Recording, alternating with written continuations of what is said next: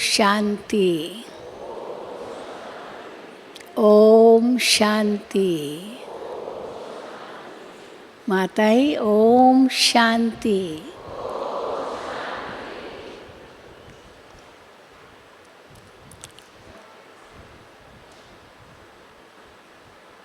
आप सभी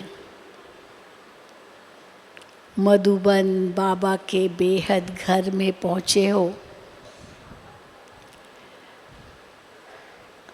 बाबा से मिलकर वरदान लेने के लिए। आप सबका ये अधिकार है, जिसके लिए बाबा कहते हैं मधुबन, मुरली और टोली, ये हर एक का अधिकार है। मधुबन में आना, बाबा की मुरली सुनना और टोली खाना।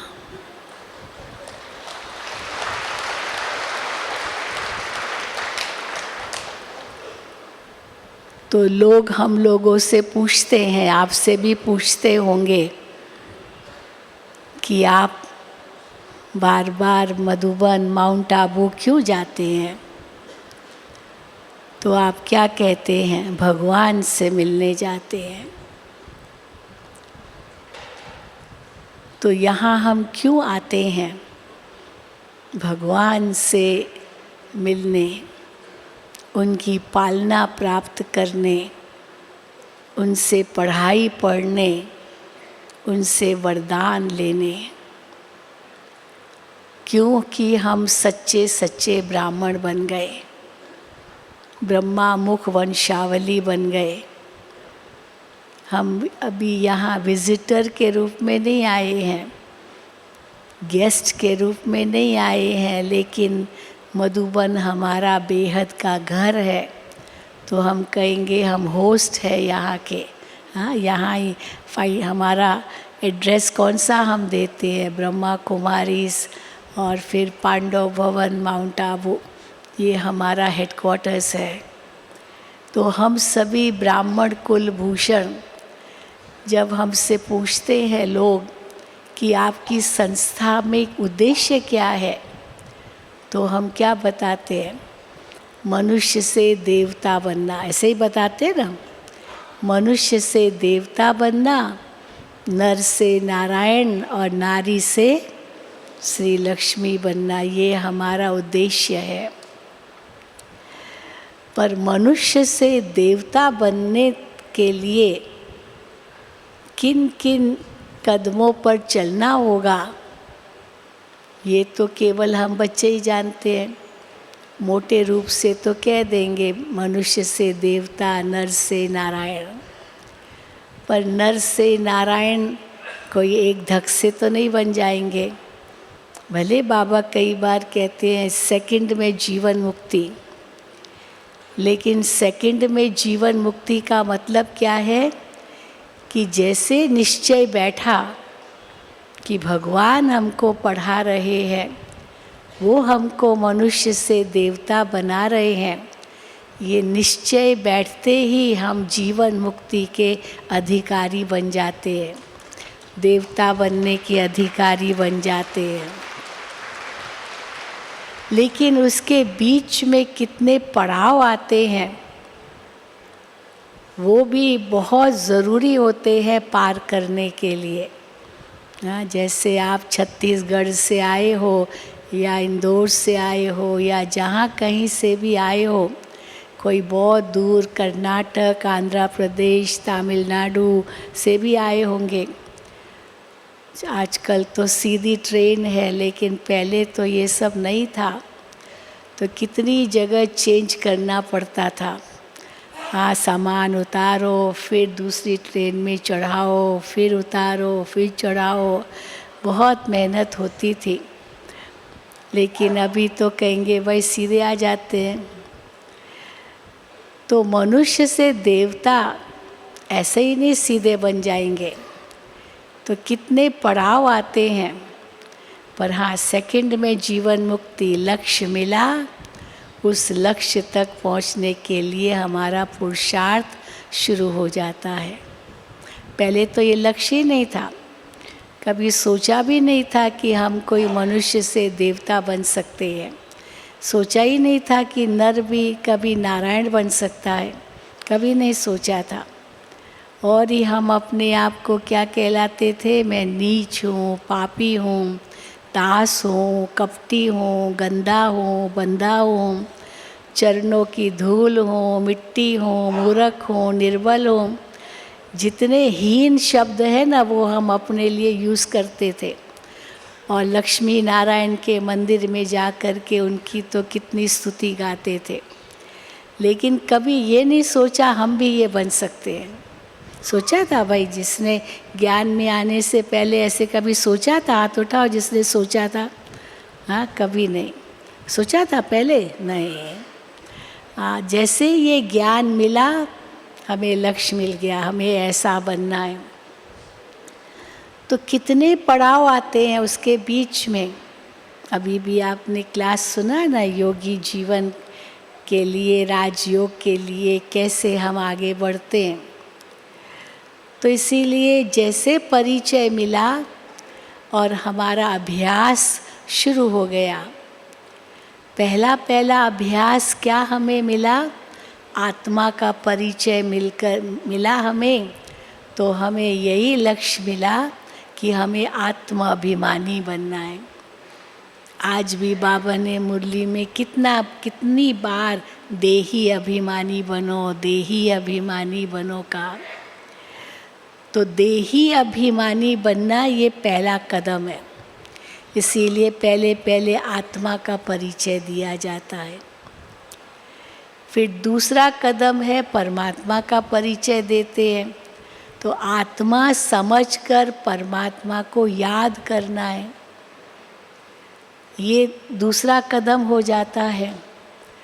लेकिन आत्मा समझकर परमात्मा को याद करने के लिए मन और बुद्धि बहुत स्वच्छ चाहिए, क्योंकि ये ज्ञान और योग का अनुभव करने के लिए मन बुद्धि रूपी पात्र बहुत शुद्ध चाहिए।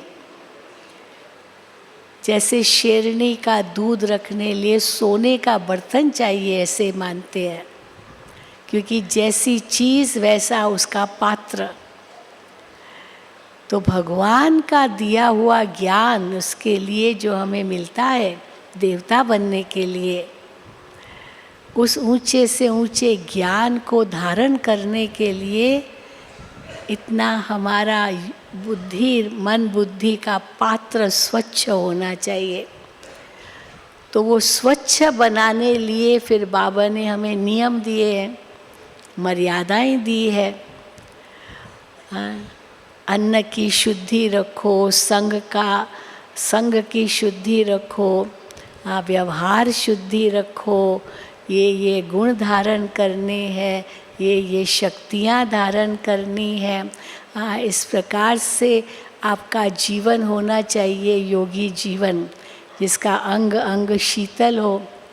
तो बाबा ने उस लक्ष्य तक पहुंचने के लिए पहले ये 2 कदम बताए। अपने को आत्मा समझ मुझे याद करो, पर उसके लिए स्वच्छता बुद्धि की चाहिए। तो ये नियम मर्यादाएं पालन करो, क्योंकि अगर ये अन्न की शुद्धि, संग की शुद्धि, नियमित क्लास करना, नियमित अमृत वेला योग करना, जो भी बाबा ने हमें नियम मर्यादाएं दी है, वो हम नियम मर्यादाएं हमको इस कलयुगी बंधनों से मुक्त करते हैं। क्योंकि कलयुगी मनुष्य स्वतंत्रता के नाम पर अपने आप को बंधन में डालते जा रहे हैं। कैसे बंधन में डालते जा रहे हैं? स्वतंत्रता के नाम पर। आजकल तो ये बहुत चल गया, मैं स्वतंत्र हूँ, मैं जो चाहूँ सो करूँ, मैं जो चाहूँ सो कहूँ, मुझे कौन रोक सकता है। फ्रीडम ऑफ स्पीच, जो चाहे सो कहे, किसके लिए भी कहे, प्रधानमंत्री के लिए भी कहे, किसके लिए भी कहे, आजकल राष्ट्रपति को भी नहीं छोड़ते, मतलब जिनका मुख खुला हुआ है वो तो किसके लिए भी निंदा ग्लानि करते रहेंगे। लेकिन बाबा ने हमें कहा है ये स्वतंत्रता नहीं है, ये स्वच्छंदता है। आज बाबा ने कितनी सुंदर बातें मुरली में कही, हमारे बोल कैसे हो, हमारी सोच कैसे हो, हमारे कर्म कैसे हो, ये सब बाबा हमको ये नियम मर्यादाएं जो सिखाते हैं मन बुद्धि को स्वच्छ बनाने के लिए, तब आत्मिक स्थिति और परमात्मा की याद रह सकेगी इस मन बुद्धि के पात्र में। इसीलिए बाबा ने हमें कहा कि इसी बंधन में ही स्वतंत्रता है। कईयों को ये बंधन लगता है, हाँ, ज्ञान में आने से पहले कुछ भी खा लेते थे, कहाँ भी खा लेते थे, हाँ, कुछ भी पहन लेते थे, कुछ भी कर लेते थे, कौन रोकने वाला है। लेकिन जैसे बाबा के बच्चे बने तो कहा नहीं, ये नहीं खाना है, शुद्ध भोजन खाना है, अमृत वेला उठना है। हाँ, पहले तो 10-10 बजे तक सो गए, कौन पूछने वाला है, छुट्टी का दिन है, कहीं जाना नहीं है, सो जाओ, कुछ भी खा लो, कहीं भी खा लो। लेकिन अभी नहीं, परंतु इस बंधन में अंतिम स्वतंत्रता है। देखो आजकल कुछ भी खा लेते हैं तो देखो फिर पेट खराब हो जाता है। आजकल तो पता नहीं किसमें क्या मिलावट भी डाल देंगे, कुछ पता नहीं चलता है। दुनिया में देखो क्या क्या चल रहा है, कितनी मिलावटखोरी है, और किसी पर कुछ भरोसा नहीं, कुछ भी कर लेगा। आज वो अपना हमें मित्र समझता है, कल दुश्मन बन जाएगा, पता भी नहीं।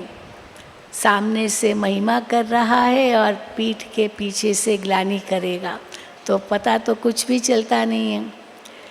तो इसीलिए बाबा हमेशा कहते हैं संग दोष से बचो, बहुत ज़रूरी है। और आजकल की जो सिनेमा है, दादी जी हमेशा कहती थी सिनेमा माना पाप की माँ, सिन माना पाप। काम और क्रोध के सिवाय तो आजकल फिल्मों में कुछ होता ही नहीं है। जो कलयुगी दुनिया में चलता है वही फिल्मों में दिखाते, प्रैक्टिकल तो दुनिया में चल ही रही है वो बातें। लेकिन बाबा ने हमें उसके लिए बंदिश डाल दिए। जितना नियम मर्यादाओं में रहेंगे उतनी आत्मा हमारी स्ट्रांग बन जाएगी, मजबूत बन जाएगी, तो हमारा योग भी लग सकेगा। क्योंकि अन्न का मन पर प्रभाव पड़ता है, संग का रंग लगता है, ये बहुत ज़रूरी है।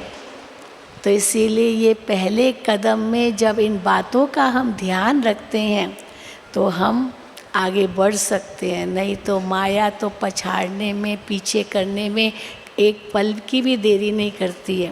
क्योंकि बाबा का बनने से माया से युद्ध शुरू हो जाती है। पहले तो पता ही नहीं था कि माया से कोई युद्ध भी करनी होती है, समझते थे यही तो जीवन है। और कई तो इतने तक समझते थे माया के वश होकर कि खाओ पियो मौज करो यही जीवन है, खाओ पियो मौज करो बस, ईट ड्रिंक एंड बी मेरी, बस नाचो गाओ, ये जो कुछ चाहिए करो, कोई बंधन नहीं। लेकिन वो जो स्वतंत्रता के आधार से बंधन हो गए, कितने बंधन हो गए। हाँ भाई, मैं मालिक हूँ, मैं कमाता हूँ, सिगरेट पियो, क्या फ़र्क पड़ता है, कौन पूछने वाला है। हाँ, कौन मुझे रोकेगा, सिगरेट नहीं पियो, कौन कहेगा थोड़ा शराब पी लो, क्या फ़र्क पड़ता है। लेकिन सिगरेट पिएंगे, शराब पिएंगे, इन सब बुरी आदतों में फंसेंगे। हाँ, या आजकल जुआ खेलते हैं, ये न जाने क्या क्या आजकल कलयुगी दुनिया में है। अगर उनके पीछे जाएंगे तो आखिर क्या होगा, आखिर वो चीज़ हमें इतना ग्रसित कर लेगी जो उसके बिना रह नहीं सकेंगे। तो स्वतंत्रता के नाम पर धीरे धीरे क्या हो जाता है, बंधनों में बंध जाते हैं। इसलिए क्या कहते हैं ना, पहले कोई सिगरेट पीता है, 3 इंच का सिगरेट होता है, कोई बड़ा ज़्यादा नहीं बड़ा होता है, लेकिन 3 इंच का सिगरेट अगर पीता जाए इतना चेन स्मोकर बन जाएगा जो आखिर सिगरेट के बिना रह ही नहीं सकता है। एक के बाद दूसरा, दूसरे के बाद तीसरा, और परिणाम स्वरूप वो सिगरेट क्या पीता है, धीरे धीरे सिगरेट उसको पीने लगती है ना, सिगरेट पीने लगती है ना उनको।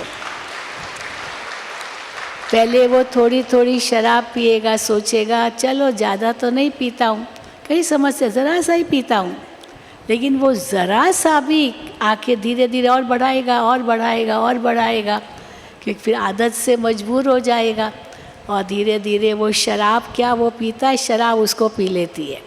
ऐसे ही होता है ना, होता है, हर एक जानते हैं।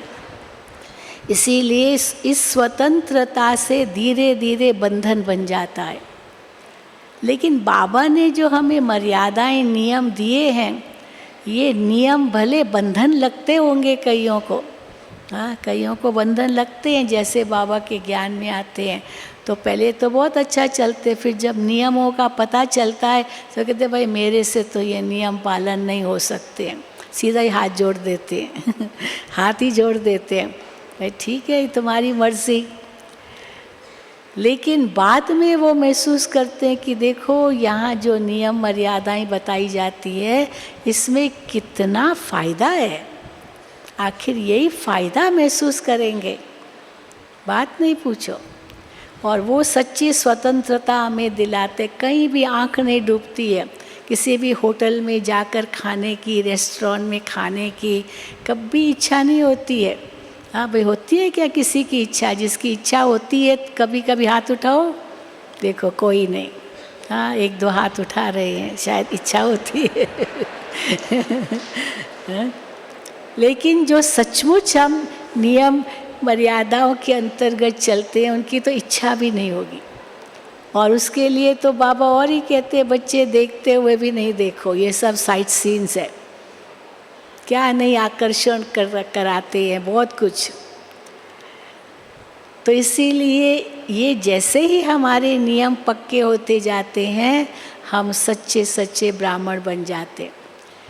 फिर दूसरी मर्यादाएं हैं, पवित्रता की धारणा, ये भी बहुत ज़रूरी है, क्योंकि अगर कोई भी विकार के वश है तो बुद्धि भ्रष्ट हो गई, कोई भी विकार के वश है, क्योंकि वो इंद्रियों का अल्पकाल का सुख है, क्योंकि कोई भी विकार ये इंद्रियों का अल्पकाल का सुख है, और ये अल्पकाल का सुख दीर्घ काल में ये दुख ही देगा।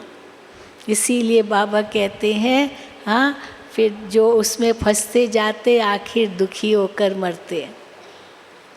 तो इसीलिए बाबा ने हमसे पहले ये छुड़ा दिया, बच्चे हाँ पवित्र बनो, योगी बनो, देखते हुए नहीं देखो, सुनते हुए नहीं सुनो, ये घोर कलयुग की बातें हैं, ये अंत का समय है, अभी सब क्षण भंगुर है, सब कुछ विनाश होना है, ये सब कुछ भी रहने वाला नहीं है।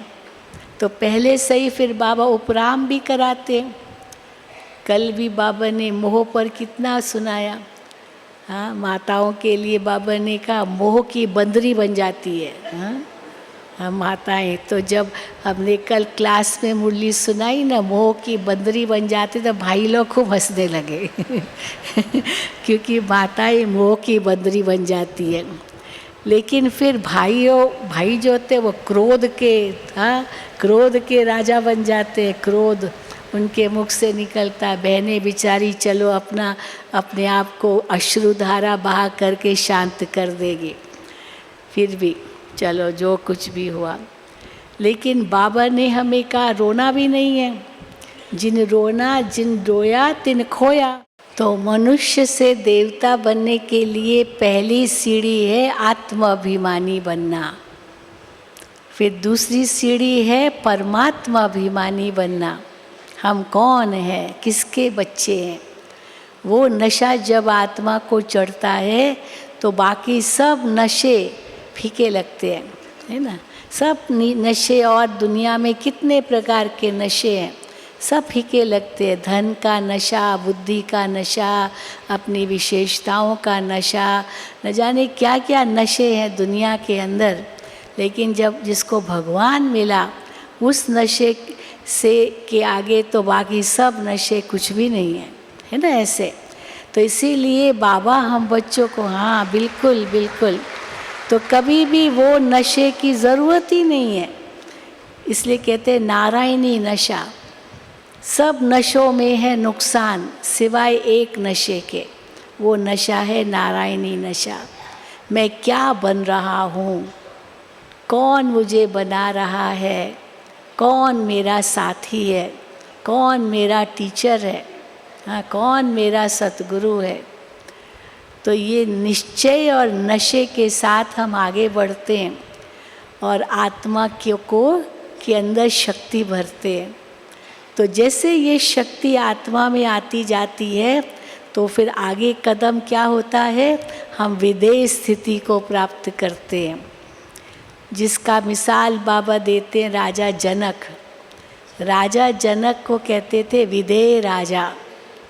विदेह राजा का मतलब आत्मा देह में थी, आत्मा महलों में रहती थी, लेकिन उन महलों में कोई मोह नहीं था। विदेह राजा जनक की कहानियाँ बहुत आती है शास्त्रों में, कैसे एक वो सन्यासी भी ईर्ष्या करते थे राजा जनक से। कहाँ वो राजा था और सन्यासी ने तो सब कुछ छोड़ दिया, लेकिन विदेह राजा जनक का जो मान था वो सन्यासियों से भी ज़्यादा था। किस आधार पर? क्योंकि वो महलों में रहते हुए भी उन महलों के मोह में नहीं था।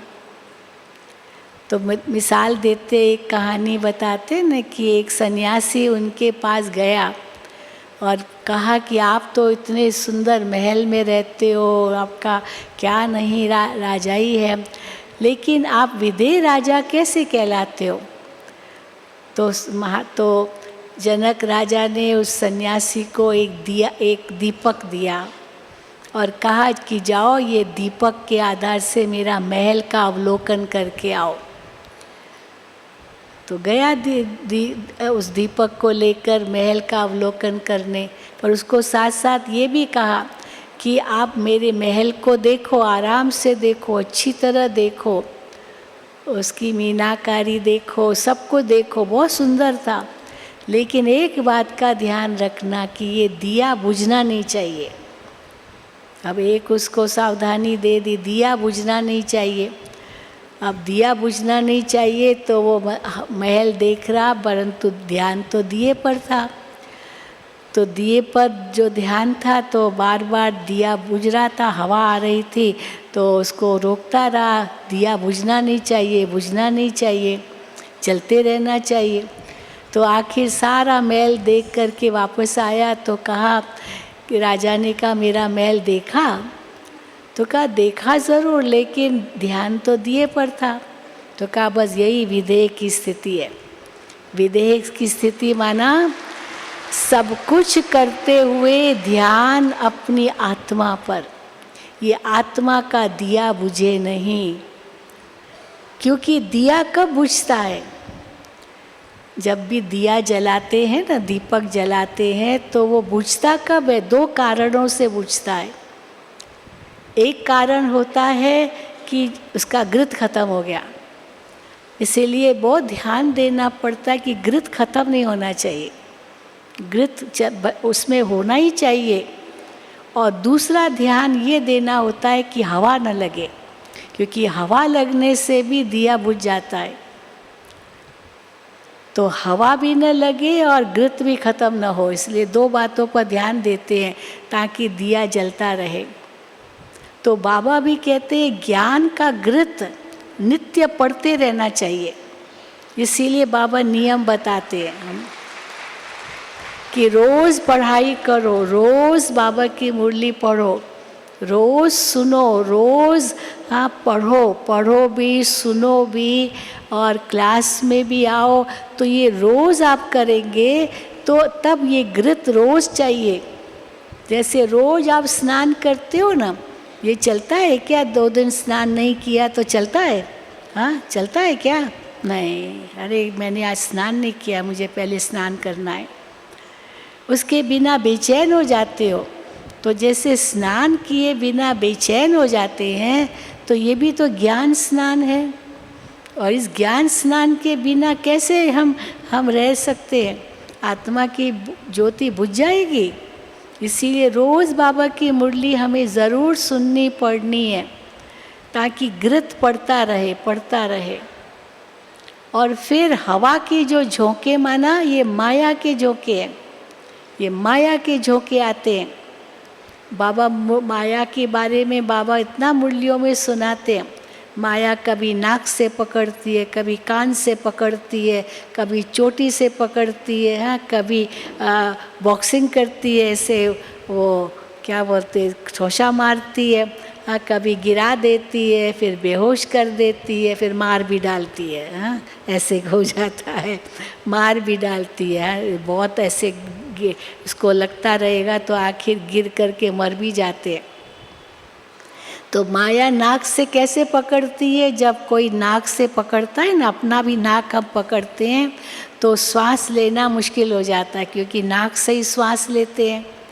तो इसी प्रकार श्वास नहीं ले पाना, माना कहीं न कहीं मूंझ है अंदर, चाहे निश्चय की कमी है, चाहे किसी और बात का कुछ व्यर्थ संकल्प है, कुछ न कुछ है जो अंदर मूंझ पैदा करता है। इसका मतलब माया ने नाक से पकड़ लिया है। फिर माया कान से पकड़ती है। कान से कैसे पकड़ती है? जब पर चिंतन सुनते हैं, अरे फलाने ने ये किया, फलाने ने वो किया, फलाना फलाना, तो पर चिंतन, इसकी बात उसकी बात उसकी बात, इसको ऐसे नहीं करना चाहिए, इसको ऐसे नहीं ये नहीं होना चाहिए। अरे तुम अपना ध्यान रखो ना, आपको देवता बनना है, वो तो बन जाएगा या नहीं बनेगा वो उसकी तकदीर, उसको ऐसे नहीं करना चाहिए। और मुझे क्या करना चाहिए वो तो सोचते ही नहीं है, हाँ? उसको ऐसे नहीं करना चाहिए। अब उसको ऐसे नहीं करना चाहिए, मैं भले करूं, मैं कुछ भी करूं, उसको नहीं करना चाहिए। तो ये दूसरों को देखना, पर चिंतन करना, पर निंदा करना, पर ग्लानि करना, फिर पर मत पर चलना, हाँ, फिर उल्टी मत किसी की मिली तो उस पर चलना, ये है जैसे कान भरना। और कान भर गए तो माना ये कान से माया ने पकड़ लिया है, ये समझ लो। फिर चोटी पकड़ती है माया। कैसे चोटी पकड़ती है? हाँ, चोटी कैसे पकड़ती है? हम पीछे मुड़ के देखते हैं। कई कहते हैं मैं ज्ञान में नहीं था ना तो मैं तो बहुत सुखी था। अरे कैसे सुखी थे? अरे जो चाहो सो करो, अभी ज्ञान में आ गया, ये नहीं करना, ये नहीं करना है, वो नहीं करना है, बंधन आ गया। पर ये भूल जाते इसी बंधन में सच्ची स्वतंत्रता है। इसीलिए जो पिछला बातें हैं ना, उसी पर ही ध्यान देते हैं, हाँ, इसी पर ही ध्यान देते हैं।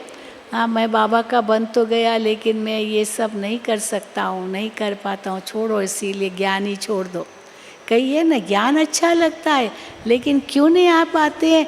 भाई मेरे से ये नियम पालन नहीं हो पाते, इसीलिए नहीं करना है। इसीलिए पीछे मुड़ के देखते हैं। बाबा कहते हैं पीछे मुड़ के देखना ही नहीं है, वो तो मर गए हम उस जीवन से, ये तो नया जन्म है हमारा। ब्राह्मण बने हैं ना, शूद्र थोड़ी है, ये तो थोड़ी उस शूद्र भी है और ब्राह्मण भी है, या तो शूद्र या तो ब्राह्मण है। ऐसे नहीं दोनों नाव में पाँव रखेंगे तो बीच से चीर जाएंगे। तो इसीलिए बाबा कहते हैं पीछे मुड़ के देखना भी नहीं है, वो पूर्व जन्म था। बाकी करना तो सब कुछ है, जो हमारी जिम्मेदारियां वो तो पूरी निभानी है, लेकिन जो आत्मा की जो डिसिप्लिन्स है, नियम मर्यादाएं हैं, उसमें इतने हम पक्के रहें, जो पूर्व की बातों को तो सोचना भी नहीं है। पहले मुझे बहुत गुस्सा आता था, अभी बहन जी मुझे गुस्सा इतना नहीं आता है। अरे इतना नहीं आता है तो थोड़ा तो आता है ना इतना नहीं आता है, चलो परसेंटेज कम हुआ, लेकिन हमको दूसरों से भेंट नहीं करनी है, फलाने को तो कितना गुस्सा आता है, मेरे को तो फिर भी इतना नहीं आता है। अभी जैसे कि मैं और अच्छा हूँ, उसको तो बहुत ज़्यादा गुस्सा आता है, मेरे को इतना नहीं आता है। अब वो कुछ भी करे उसका भाग्य, लेकिन किसी से अपनी भेंट कभी नहीं करनी चाहिए, कभी भी नहीं। अगर भेंट करनी भी है तो अपने से भेंट करो। कल ये ऐसी परिस्थिति आई थी तो मुझे बहुत गुस्सा आया था। आज भी ऐसी लगभग परिस्थिति आई, जबकि वो वैसी कभी नहीं आती है दोबारा। इस कल्प में तो फिर ऐसे नहीं आएगी, बदल कर आएगी। लेकिन आज जब ऐसी लगभग परिस्थिति जो आई तो मुझे गुस्सा नहीं आया, माना कल से आज मैं सुधर गया, ज़्यादा सुधर गया, क्योंकि गुस्सा नहीं आया। कल मैंने ये चीज़ खाई तो मुख में पानी आ गया और मैंने पूछे बिना ऐसे खा लिया, चोरी हो गई। अब जिसका है उससे पूछे बिना ऐसे ही खा लिया या रख लिया, ये तो चोरी हो गई, है ना, चोरी हो गई ना, लोभ हो गया। भाई पूछ के, कुछ भी चाहिए पूछ के लो, मना थोड़ी है, लेकिन पूछ के लो, क्योंकि उसको पता है कि किसने किसके लिए रखा है, जो भी है। तो पूछ के लेंगे तो निश्चिंत होकर के ले सकेंगे, भाई मैंने पूछ के लिया है। तो बाबा कहते हैं कि हमारा जो नियम मर्यादाओं में इतने हम पक्के रहते हैं ताकि ये आँखें कहीं भी डूबती नहीं है। तो विदेह राजा की स्थिति क्या है? आत्मा पर ध्यान देना, आत्मा का कल्याण किसमें है उस पर ध्यान देना, ये दीपक बुझे नहीं। नियमित हमारी धारणा बनती रहे और कल से आज मैं और अच्छा हो जाऊं, इसलिए बाबा चार्ट के लिए कहते हैं कल से आज का चार्ट अच्छा हो, आज से कल आने वाले जो कल है उसका, उस दिन का चार्ट और अच्छा होना चाहिए। चलो जो भूल हुई वो सुधार ली, आगे फिर वो भूल नहीं करनी है। भूलें तो होती रहती है ना दुनिया में, फिर इसको बड़ा वो क्या कहते हैं कि भूले करना ये तो मनुष्य का धर्म है। तो मनुष्य का धर्म है भूले करना और भगवान का धर्म है माफ़ करना। ऐसे नहीं, ताली नहीं बजाना है। मनुष्य का धर्म है भूले करना, क्योंकि मनुष्य तो भूल ही करेगा, कमज़ोर है। तो मनुष्य का काम है भूले करना और भगवान का काम है क्षमा करना। भगवान मैंने ये भूल कर दी, क्षमा कर दो। अब भगवान ने क्षमा की या नहीं की ये कैसे पता चलेगा? पता चलेगा कि हाँ क्षमा कर लिया, आपने बोल दिया तो हो गई क्षमा। क्या मेरे कर्म का फल तो मुझे मिलेगा ही ना। बस भगवान की आशीर्वाद मिल जाए तो मेरा ये सब दुख दूर हो जाएगा। अब आशीर्वाद तो खुद पर करनी है। बाबा कहते जो श्रीमत बाबा देते उस पर चलो, यही आशीर्वाद है। अगर कहते भी है बाबा मुझ पर रहम करो, बाबा मुझको माफ़ करो, मुझे माफ़ करो, तो फिर माफ़ करो है, सिर्फ ने ये नहीं कहना है हाँ बाबा ये भूल मेरे से हो गई, बाबा मैं आपको वायदा देता हूँ कि ये भूल मैं दोबारा नहीं करूँगा, ये ज़रूर कहो, तो बाबा माफ़ भी करे। अब कहेंगे नहीं बाबा हमारा तो ये नियम है, मनुष्य हूँ तो भूले करूँगा और आप माफ़ करते रहो। हाँ जैसे वो आरती में भी गाते हैं ना, विषय विकार मिटाओ पाप हरो देवा। अब ये तो कह दिया भगवान को मेरे विषय विकार मिटाओ, मेरे पाप हरो। फिर कहेंगे काम विकार बिना दुनिया कैसे चलेगी? क्रोध के बिना बच्चों को कैसे संभालेंगे? लोभ नहीं होगा तो गृहस्थी कैसे चलेगी? मोह नहीं होगा तो पालेंगे कैसे? अरे आपने ही तो कहा विषय विकार मिटाओ पाप हरो देवा। तो हमारा काम है विषय विकारों में जाना और भगवान का काम है पाप हरना। ऐसे हम करें वो हरे। हाँ तो भगवान को यही काम दिया हरने का और हमको काम दिया करने का। हाँ जैसे बच्चा होता है ना, अभी बहुत गंदगी करता है, ये खिलौना यहाँ वहाँ सब जगह पटकता रहता है, सारा कमरा गंदा कर देता है। फिर मम्मी को कहेगा मम्मी ये साफ़ करो, मम्मी कहेगी मैं तेरी नौकर हूँ क्या? तुम साफ़ करो, तुमने क्यों गंदा किया? आज जहाँ वो चीज़ जहाँ है तुम वहीं वापस रखो ना। तुम यहाँ वहाँ ऐसे ही छोड़ दोगे और फिर मुझे कहोगे कि साफ़ करो, आप कब सीखोगे? हाँ, तुम कब सीखोगी?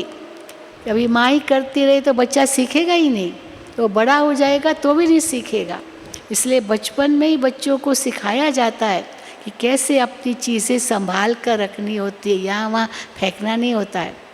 तो बचपन से ही वो संस्कार अगर माँ बाप डालते हैं, ऑटोमेटिकली बड़े होकर के वो संस्कार चलते हैं जो बचपन में सीखे। ऐसे नहीं मम्मी सॉरी और सॉरी सॉरी करता रहे और फिर वही भूल करता रहे। मम्मी कहेगी सारा दिन सॉरी सॉरी करते हो, सुधरोगे या नहीं सुधरोगे? हाँ, मम्मी तो ज़रूर आँख दिखाएगी ना, तो भगवान भी तो आँख दिखाएगा, भगवान क्षमा कर दो क्षमा कर दो। इसीलिए बाबा कहते खुद को अगर क्षमा करो, कैसे?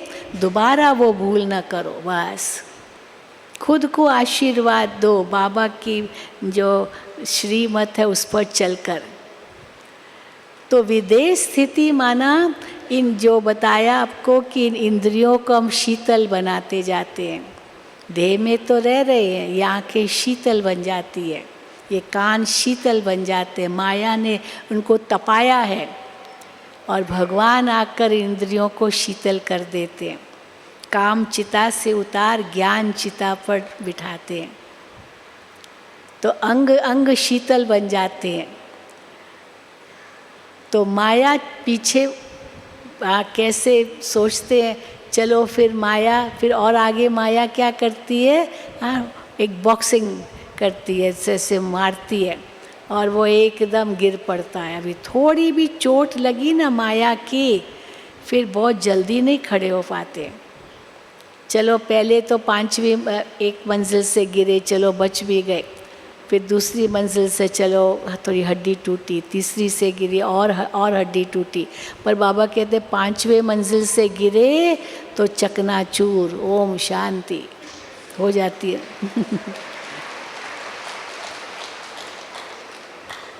इसीलिए बाबा हमें बार बार हर मुरली में कहते हैं बच्चे पवित्र बनो पवित्र बनो। इस पवित्रता पर ही कितने झगड़े चलते हैं, इस संस्था में कितने झगड़े आए। और बाबा ने उस दिन भी कहा सबसे अच्छी युक्ति है बहन भाई की, बहन भाई। लेकिन आजकल कलयुगी दुनिया में बहन भाई की दृष्टि पर भी कोई ये नहीं है कि भाई हाँ बहन भाई है तो इनकी दृष्टि आपस में अच्छी होगी, ज़रूरी नहीं है। कलयुग में तो कुछ भी हो सकता है, बहन भाई भी कहलाएंगे तो भी कुदृष्टि जाती है। तो इसीलिए बाबा हम बच्चों को बहुत सावधान करते हैं, हर एक से सावधान करते हैं, हर एक बात में सावधानी से चलो। तो इंद्रियों को इतना शीतल कर दो कि कोई विकार आपको छू न सके। ये 5 विकार क्या है? इंद्रिय काम विकार किस इंद्रिय को आकर्षित करता है? चमड़ी को, है ना। काम विकार क्या है? चमड़ी का आकर्षण है, और क्या है? काम विकार चमड़ी का ही आकर्षण है, उसी में उनको खुशी होती है। ये क्रोध आँखों का आकर्षण है। हाँ, गुस्सा तुरंत पता चल जाता है, जब गुस्सा आता है आँखों से पता चल जाता है। कहते हैं ना चेहरा मन का दर्पण है, लेकिन उस चेहरे में भी आँखें सबसे बड़ा दर्पण है। मन में गुस्सा है तो आँखें। फिर तीसरा है लोभ, क्रोध के बाद लोभ। ये जीव के लिए ये मुख 2 काम करता है, एक तो जीभ से खाते हैं और दूसरा इस मुख से बोलते हैं। तो बोलने का भी काम करता है तो खाने का भी काम करता है। ये दोनों लोभ के अंतर्गत आते हैं।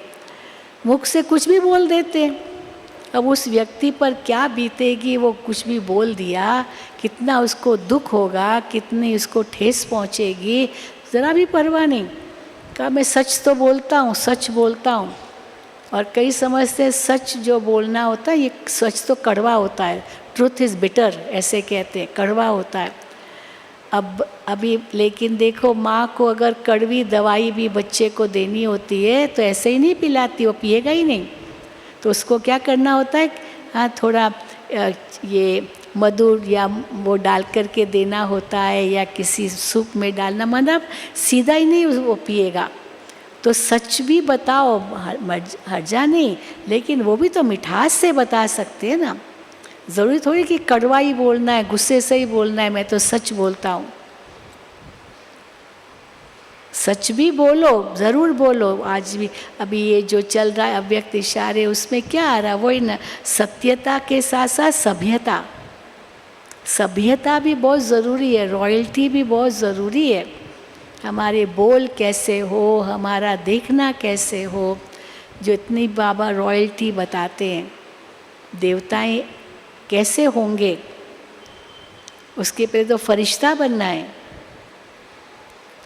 तो इसीलिए बाबा कहते हैं इस माया से बहुत बचकर चलना है, नहीं तो माया खींच के ले जाएगी कलयुगी दुनिया में। और है सारी अपनी भूल, और फिर दोष क्या निकालेंगे? फलाने के कारण मैंने छोड़ा, फलाने के कारण छोड़ा। ये संस्था ही ऐसी है, यहाँ तक भी पहुँच जाएंगे। अरे संस्था को नाम क्यों बदनाम करते हो? आप अपने आप को नहीं सुधार सके तो पूरी संस्था ही खराब है। कोई स्कूल में फेल हो गया तो कहेंगे ये तो टीचर ही खराब है। अरे भाई तुम ठीक नहीं पढ़े ना, दूसरे तो पास विद ऑनर हो गए, तुम फेल हो गई तो टीचर थोड़ी खराब है, स्कूल थोड़ी खराब है। तो इसीलिए बाबा कहते हैं अपने आप को देखो, तब विदेश स्थिति बनेगी। जब ये इंद्रियां इतनी शीतल होगी तो क्रोध, फिर लोभ, फिर मोह। मोह कौन सी इंद्री? ये नाक, जिससे मोह होता है ना, उसको बस ऐसे पकड़ते, ऐसे जैसे नाक रगड़ते हैं उनके शरीर पर, नाक रगड़ते हैं, उनके श्वास लेते हैं, समझते ये प्यार है ना, मोह है। ये प्यार नहीं, ये मोह, ये प्यार नहीं है, ये मोह है, ये विकार है।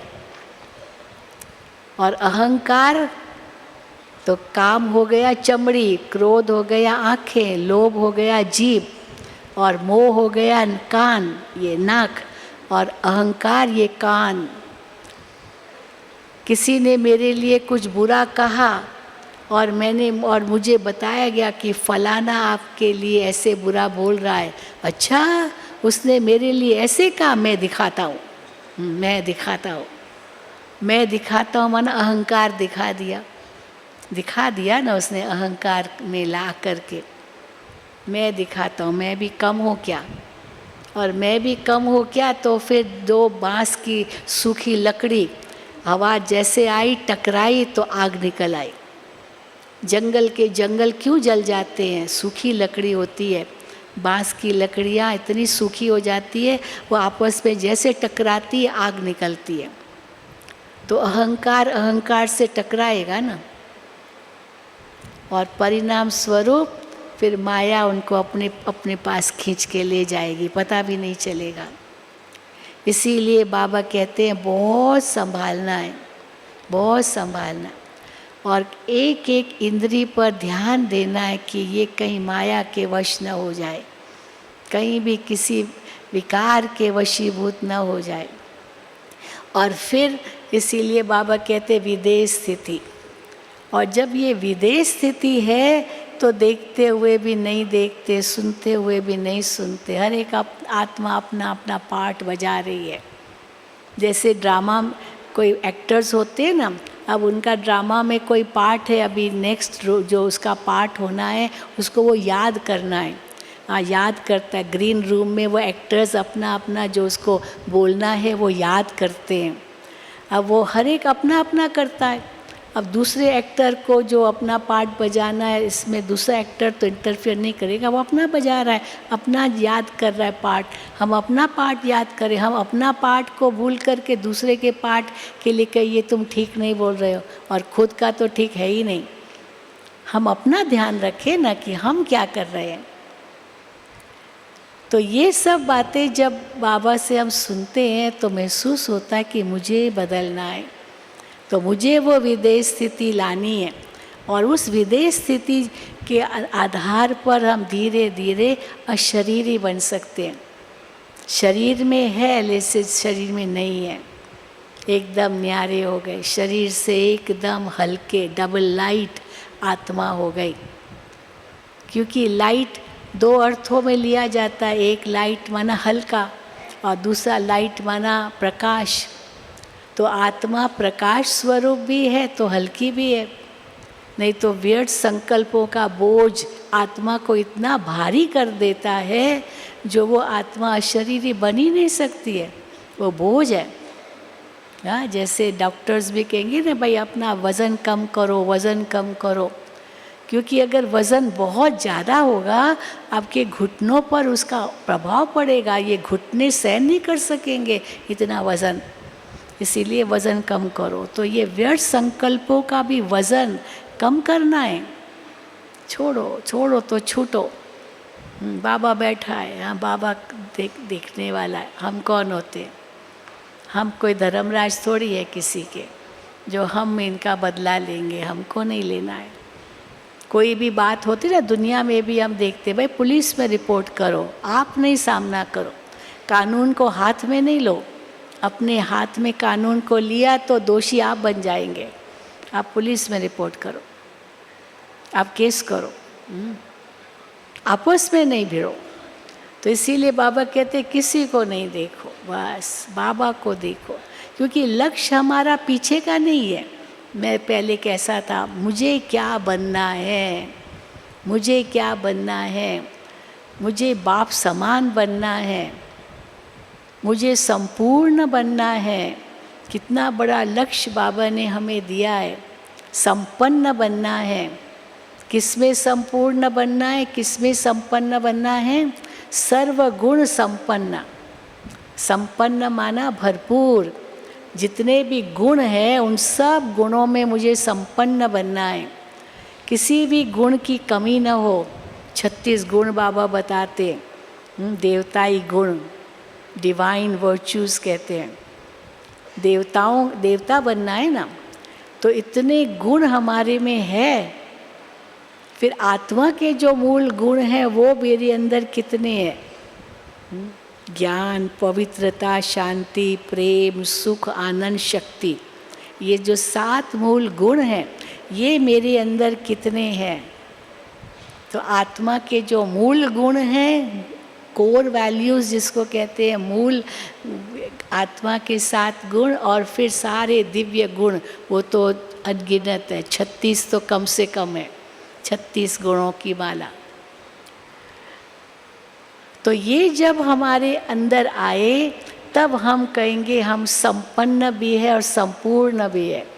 तो सर्वगुण संपन्न, 16 कला संपूर्ण।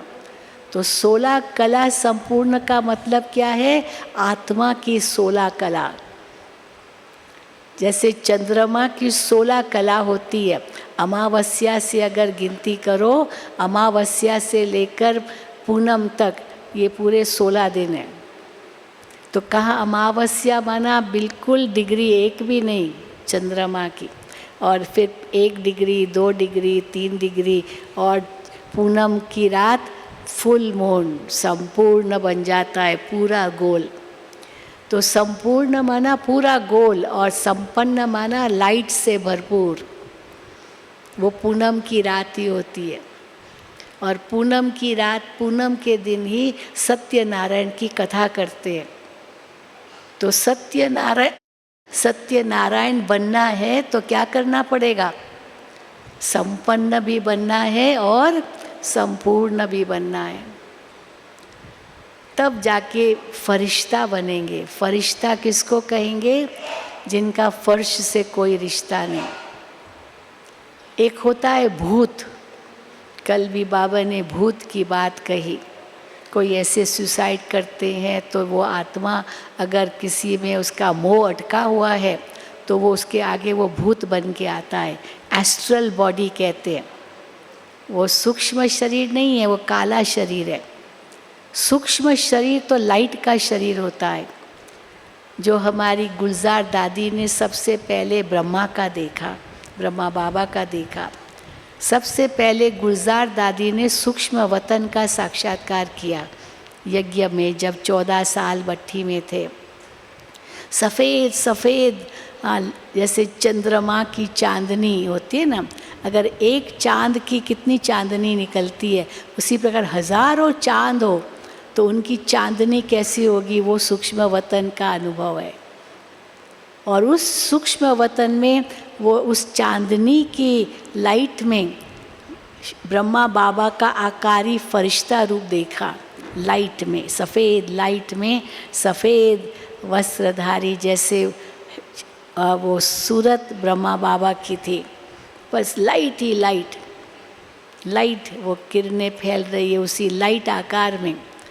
लेकिन गुलजार दादी छोटी थी बहुत, 9 साल की उम्र में तो आई थी ज्ञान में, परंतु उसने जब वो अनुभव किया तो वो तो डर गई, क्योंकि लाइट ही लाइट और उस लाइट में ब्रह्मा बाबा का संपूर्ण रूप देखा तो वो तो डर गई। और फिर वो नीचे आई और फिर बाबा को बताया कि मैंने क्या देखा। तो बाबा ने उनसे पूछा, क्योंकि बाबा को भी उत्सुकता हुई कि क्या देखा इसने। तो बाबा ने कहा कि अभी फिर से जाओ और वो रूप आपको दिखाई दे तो उनसे पूछो आप कौन हो, आप कौन हो।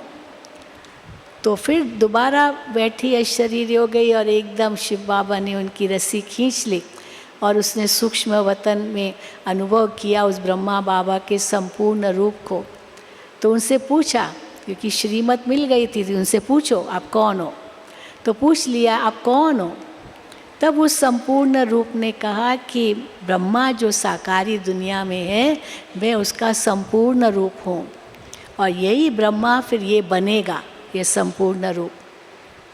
तो ब्रह्मा बाबा को महसूस पता चला कि मेरा संपूर्ण रूप सूक्ष्म वतन में है, क्योंकि शिव बाबा इस सृष्टि पर आने से पहले सूक्ष्म वतन रचते हैं, सूक्ष्म वतन रचते हैं और फिर सृष्टि पर आते। तभी तो बाबा को, ब्रह्मा बाबा को सूक्ष्म वतन में विष्णु का साक्षात्कार कराया, सबसे पहला साक्षात्कार कराया। तो सूक्ष्म वतन संगम पर ही रचा जाता है, शिव बाबा रचते हैं। सारा द्वापुर में साक्षात्कार जो होते हैं वो कोई सूक्ष्म वतन के नहीं होते हैं, वो तो किसके भी होंगे, जिसका जो भक्त होगा उसको उसका साक्षात्कार होगा। गणेश का भी होगा तो हनुमान का भी होगा, कोई ऐसे काली का भी होगा, देवी का भी होगा। वो तो उसकी भावना अनुसार उसको भाड़ा मिलता है, अगर ड्रामा में उसका पार्ट होगा तो वो साक्षात्कार होगा। पर सूक्ष्म वतन का साक्षात्कार ये संगम पर ही ब्राह्मण बच्चों को होता है। तो फिर जब उसने, बाबा ने उनको, सूक्ष्म ब्रह्मा ने कहा कि यही ब्रह्मा फिर ये बनेगा, तो ब्रह्मा बाबा ने कितना पुरुषार्थ किया संपूर्ण बनने लिए। न्यारा प्यारा कैसे बाबा होते गए। अब केवल ब्रह्मा बाबा का ही संपूर्ण रूप नहीं, हमारा भी है। आप ये सोचो, जब संदेशियाँ वतन में जाती है तो क्या देखती है कि बाबा ने सारी सभा को इमर्ज किया। ये सारे जो यहाँ बैठे हैं ना, सबको बाबा ने इमर्ज किया। तो कैसे वहाँ इमर्ज हो गए होंगे, आपके सूक्ष्म रूप में इमर्ज हुए होंगे ना, ये स्थूल रूप थोड़ी गया वहाँ। तो हर एक का सूक्ष्म फरिश्ता स्वरूप है, लेकिन अब उसको अपने पुरुषार्थ से प्राप्त करना है। ब्रह्मा बाबा ने अपने पुरुषार्थ से प्राप्त किया। वो बार बार संदेशियों को कहता था, जाओ देख कर आओ कि मेरा जो फरिश्ते रूप से मैं कितना नज़दीक आया हूँ। पुरुषार्थ करता था अंदर और मैं कितना नज़दीक आया हूँ। तो गुलजार दादी को तो खास बाबा कहते थे। तो दादी बताती थी कि कैसे अभी धीरे धीरे आप फरिश्ता रूप के नज़दीक आ रहे हैं। और जब बाबा अव्यक्त हुए तो अव्यक्त जैसे हुए, गुलजार दादी वतन में गई तो देखा एक ही रूप है। वो जो साकारी रूप जो था वो फरिश्ते रूप में मर्ज हो गया, एक हो गया। और अभी उसी फरिश्ते रूप में ब्रह्मा बाबा हमारा इंतज़ार कर रहे हैं, वतन में इंतज़ार कर रहे हैं कि बच्चे तुम भी मेरे साथ फरिश्ते बनो। और फिर तब परम धाम के गेट खोलेंगे। तो पहले फरिश्ता बनना है, डबल लाइट बनना है, सब बंधनों से मुक्त बनना है, सकाश देनी है। तभी तो बाबा मनसा सेवा की बातें कर रहे हैं। अभी तो बहुत ऊंची स्थिति की बातें बाबा करते हैं। सारे विश्व को सकाश देनी है, आपके फरिश्तेपन का साक्षात्कार होना है। आप पश्चिमी दुनिया में जाएंगे ना, अमेरिका जाइए, जर्मनी जाइए, यूरोप जाइए, यूरोप में बहुत फरिश्ते दिखाते हैं। हर एक बिल्डिंग के ऊपर फरिश्ते ऐसे दिखाते, फरिश्ते, पंखों वाले फरिश्ते। अब कोई मनुष्य को थोड़ी ऐसे पंख आ जाएंगे, लेकिन ये हमारा ही अंत में साक्षात्कार रूप होगा। तो फरिश्तापन और पश्चिमी दुनिया में फरिश्तों के साक्षात्कार होंगे, ये भगवान के दूत बतलाते हैं। वो क्रिश्चियनिटी में, इस्लाम में भगवान के दूत बताते जो फरिश्ते थे। और पूर्वी दुनिया में जाइए तो वहाँ बुद्धिज़्म है, तो वहाँ पर अधिकतर वो, और हिंदू भी है तो वो देवियों को मानते, बुद्धिज़्म में भी देवियों को मानते हैं। और देवियाँ, तो ये देवियाँ, देवियों का साक्षात्कार पूर्वी दुनिया में होगा और पश्चिमी दुनिया में फरिश्तों का साक्षात्कार होगा, क्योंकि मान्यता अलग अलग है। तो बाबा कहते वो कौन होंगे, हम ही तो होंगे, लेकिन अभी वो साक्षात्कार मूर्त बनना है। और साक्षात्कार मूर्त तब बन सकेंगे हाँ, जब अशरीरी स्थिति का अनुभव करेंगे, सब इंद्रियों के आकर्षण से परे जाएंगे।